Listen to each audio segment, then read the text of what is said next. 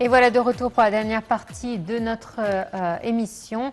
Nous allons parler de cette très belle ville de Luxor, donc qui a pour projet de devenir un musée à ciel ouvert.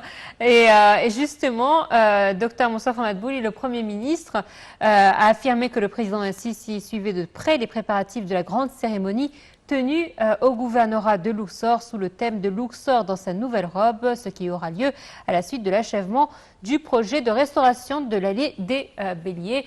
Pour cela, nous a rejoint par téléphone notre cher ami Meg Gobron, donc guide touristique. Bonjour. Bonjour. Ça fait longtemps que je n'ai pas eu le plaisir de vous avoir. Exactement, et ce fut mais vraiment une heureuse nouvelle de vous savoir avec nous ce matin.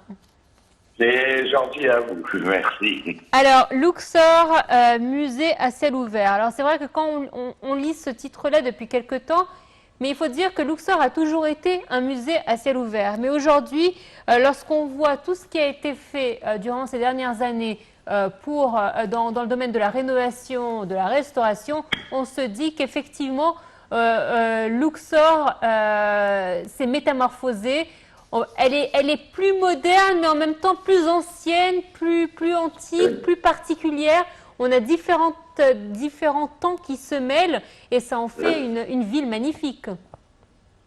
Oui, c'est une ville qui a une ambiance, qui a de multiples facettes, qui a, je sais pas, il y a un engouement pour Luxor. Beaucoup, vous savez, je vais vous dire franchement, beaucoup de mes compatriotes me disent à Assouan, c'est super, les paysages. Je dis oui, d'accord, mais enfin, moi, pour mes vieilles pierres, entre guillemets, j'ai un faible pour Luxor, c'est vrai. Et Luxor, je peux vous dire, est en pleine effervescence. J'ai eu le bonheur d'y être il y a 2 jours. Ça fait 1 an et demi que j'avais pas mis les pieds. Ça commençait à faire mal, presque. C'est mort. Ouais, je vous en prie. Et j'ai vu Luxor, la salle hydrostyle de Karnak est en train d'être nettoyée, de remettre à jour les couleurs. L'allée des Sphinx va être de nouveau passée à travers la ville de Luxor, comme ça avait été le cas il y a plus de 3000 ans. Non, il y a un travail remarquable qui est en train de se faire. Et si je peux permettre, c'est sûr, le sujet de l'émission aujourd'hui, c'est Luxor, musée en plein air, musée à ciel ouvert.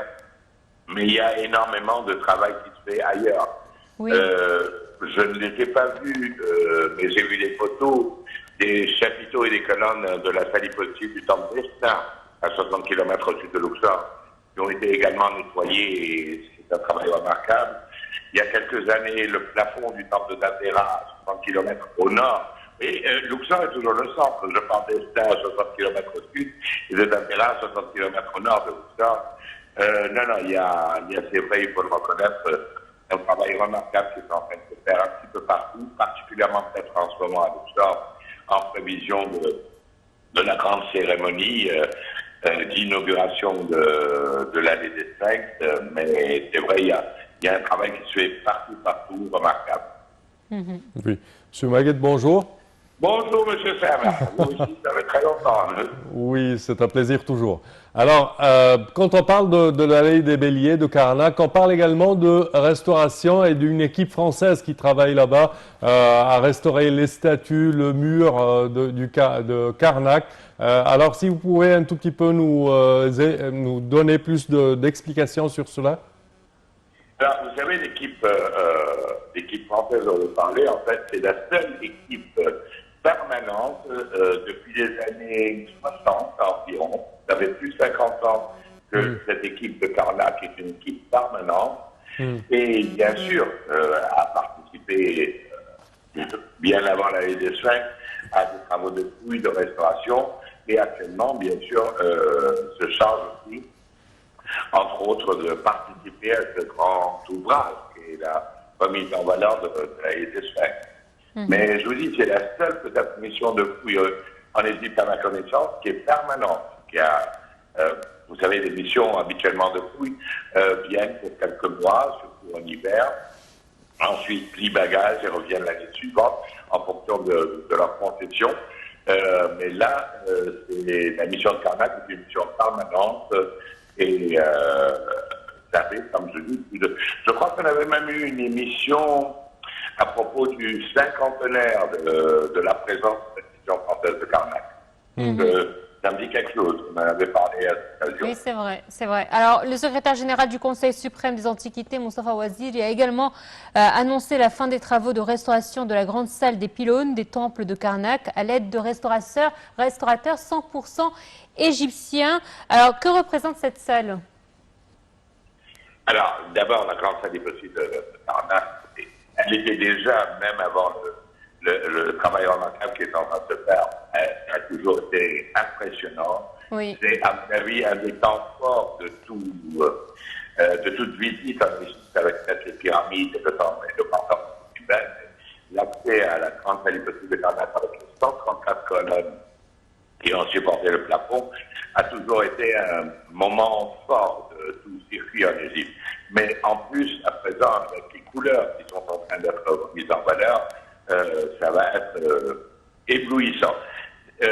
Quand j'y suis passé, je vous dis, il y a une dizaine de jours, il y avait déjà toute une partie, la partie sud, qui avait été nettoyée, et il s'attaquait à la partie nord, et je pense que ça va être un spectacle remarquable. Oui. Monsieur Magued également, si on parle, ça c'est sur côte Est, est-ce qu'il y a des projets de restauration ou de rénovation qui sont déployés sur la côte Ouest avec Wadi, la vallée des reines et des rois, également le temple d'El Bahari? Pas vraiment, non. J'ai été, je vous dis, une dizaine de jours, je n'ai pas observé de l'autre côté. Écoutez, on peut pas avoir la tête partout. On procède étape par étape. Et pour revenir à la question de Mademoiselle Noire, que les équipes sont majoritairement égyptiennes. La restauration, c'est des équipes 100% égyptiennes. Et même pour les fouilles, il y a une tendance actuelle à pas interdire, mais limiter les concessions accordées aux missions étrangères. Par exemple, toutes les découvertes récentes de Saqqara, autour du Boubatium de Saqqara, ce sont des équipes à 100% égyptiennes. C'est vrai que c'est Alain Sivi qui, a une trentaine d'années, avait commencé à fouiller le Boubatium, mais toutes les découvertes récentes du Boubatium à Saqqara, les centaines de sarcophages et tout ça, ce sont des équipes à 100% égyptiennes également. Et il était temps justement que ce soit les autochtones, je peux le dire ainsi, qui découvrent et mettent en valeur et restaurent leur propre patrimoine.